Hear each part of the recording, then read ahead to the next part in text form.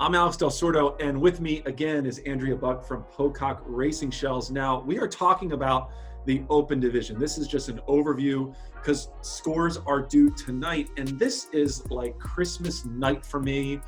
I'm so excited to see who advances. And Andrea, there's a lot of speed here, and I know you're kind of anxious for this too, right? I mean, you're kind of bought into the Women's Open Division, am I right? Oh, absolutely. We got a lot of storylines, and we still have a lot of mystery right now. So in the first round, we definitely have on the Carling and Olena on one side of the bracket who are looking quite quick. Average splits around 137, 138, which again, I don't think they're fully showing their hands. If we go back and look at Olena's PR, which is the 6:22, that's a 135.6 split for 2K, and for her submission, which was not required of her, but she just did it. She submitted a 454, which is a 138 for 1500 meters. So I think that was just a smart submission, obviously. That's like a paddle. That's like a paddle for her. I mean, That's insane, a 6:22. God. And on the other side of the bracket, I think the other top contenders, the women who represent the United States on the national team level, they all got a bye in the first round. So we can generalize what they're coming in with, but they're going to show their hand for the first time with the 1 minute. So that's going to be a fascinating matchup, or fascinating progression through the brackets there for them. Do you have any upsets? I mean, because this is a little bit different. The open category, we know enough about these competitors, unlike the masters categories or even the juniors, to call an upset. Where I sit right now seeing the women's bracket, I don't have any upsets. I think we're going to see the clear top seeds moving on. What about you? Well, we got somebody lurking in the background, a name that I was not familiar with, but upon looking at it, this is a woman who has Kirsten Klein, who's hanging out in a bracket with Kendall Chase, she's 31. She has the 5K world record and the 4-minute world record. So she could absolutely throw down or sneak up, or again, it's the 1 minute. It doesn't have to be pretty. You don't have to have any savvy. You just need to go for it. And it's going to be fractions of a second that separate these guys in that short distance. Yeah, man, that's a really good point. The 1 minute it's any woman's distance, right? I mean, if you just have a really good afternoon or a really good morning and pull something, and these Olympians that are in this tournament are not used to racing by themselves without surrounding people. Like you and I both know as rowers, we row harder and better if there's someone next to us, right? It's those indoor rowers and the CrossFit folk that have a different mental game than we do, right? So that 1 minute to them is way different than us. Do you agree with that statement? I would say our national team rowers have pretty good high level of intrinsic motivation.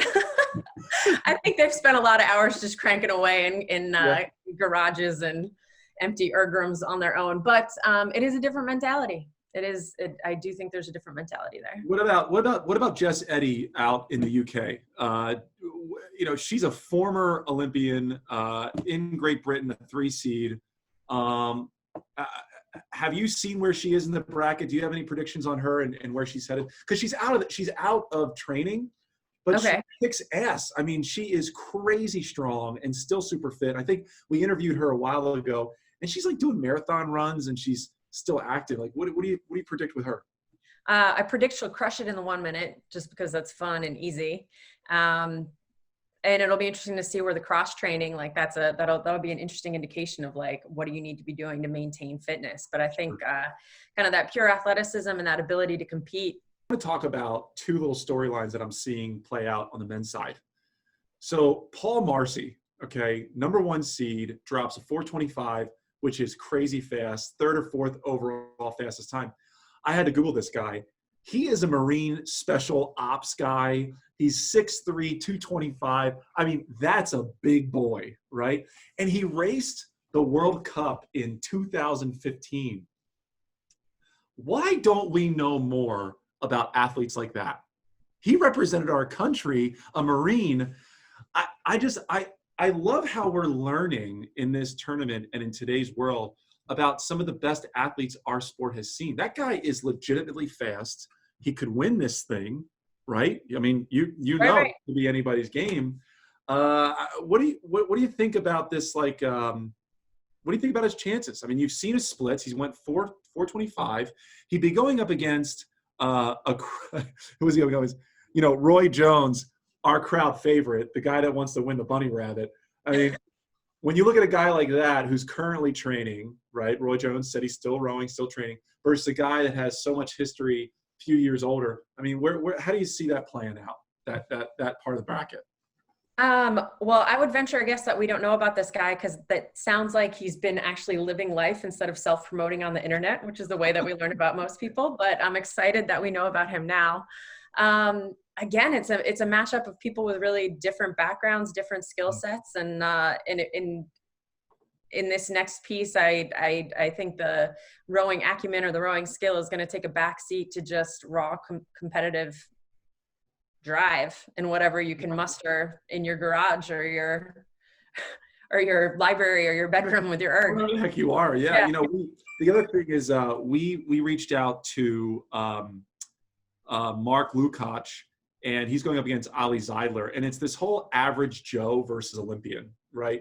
There's no other sport that I can think of in existence that gives you a chance, a fighting chance to actually win, and it's our sport, this fun sport of indoor rowing. We know that Ali Zeidler pulled a 118.5 split. Mark, as we are talking right now, is trying to get on that erg, and he says that he's going to go sub 120, and this is a guy that's never been on the water and is in his late 30s. I mean, what do you think about that? What do you think about the fact that an average Joe has a chance to beat an Olympian in our sport today?